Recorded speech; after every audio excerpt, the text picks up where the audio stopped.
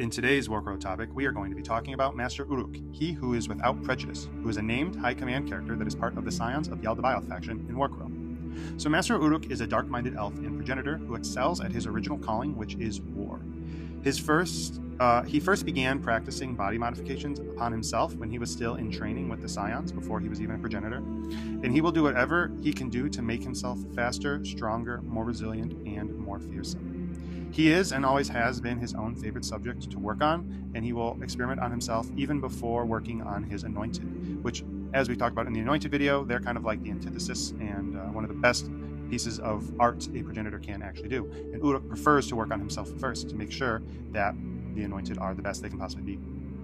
Just by looking at him, you can see his appearance is terrifying, and it's stated that there are very few who are brave enough to look at him directly in the face.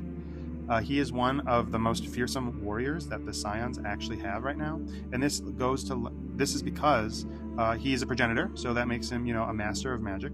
He has experience and training as a soldier from before he became a progenitor, and as a progenitor, he's been modifying his body to become a lethal killing machine. So all three of those things kind of combine to make him one of their most fearsome warriors. And all of his works of art, his most prized are his Anointed. I mentioned in the Urkala the Maw video that he has 2 first Anointed, and then he also has several other Anointed as well. And he oversees all of their modifications personally with a very fine, meticulous touch. And he really finds great pride in creating something strong from the fragile and imperfect bodies that he believes humans have. And when I first kind of read about kind of this mindset of humans and the rest of the Scions, or at least the elves and their view on humans, it was kind of like, that's not a great view, and it's really suspicious. But it's changed a little bit to where I still am like, okay, that's not right.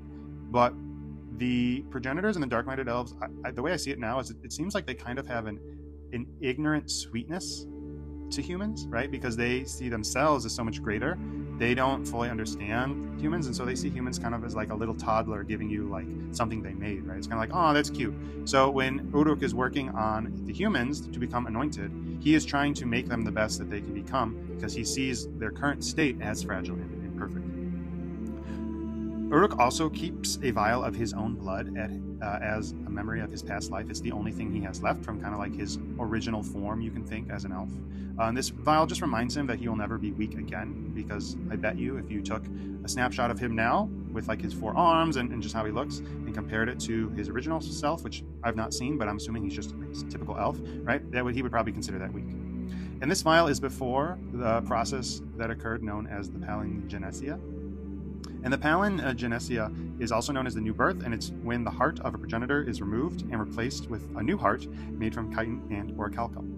And we will talk more about the process that goes into becoming a progenitor. There's a little bit more to it in its own video when we discuss the progenitor. But why is Master Uruk himself cool? Well, one, the look of him is just horrifying. It's another one like the breath, where we didn't see it in Warcrow Adventures of all the Scions. This was kind of another new model, new sculpt. And so he's just really, really cool. And his model itself is one of the tallest models that stands on the smaller Warcrow bases. They really packed him in there. And if you look closely, he has a little smile because he loves, going to work. And you know what they say, if you love your work, you'll never work a day in your life. So he's just having a fun time. I also just like that his prior training as a warrior has made him even a more powerful progenitor, because progenitors are kind of like mages, right? And so you kind of think of them as like glass cannons. They can't take a punch, but Uruk can't because he is trained in combat. And I also like that it kind of opens the door up to see because there's several other progenitors that we've not seen yet in the lore book, and I think it's just really cool. It kind of opens this door up to what we could potentially see based on just how Master Uruk looks, because we've also gotten the progenitor from the just a generic progenitor, and then the 2 named progenitors from Warcrow Adventures. So it's just really cool to kind of see where this is going and what they've done to themselves as they become progenitors. And with that, this lore video about Master Uruk, he who is without prejudice, comes to an end. Don't forget to follow this channel to get more Warcrow lore, and if you survive the fog, I'll see you in the next video.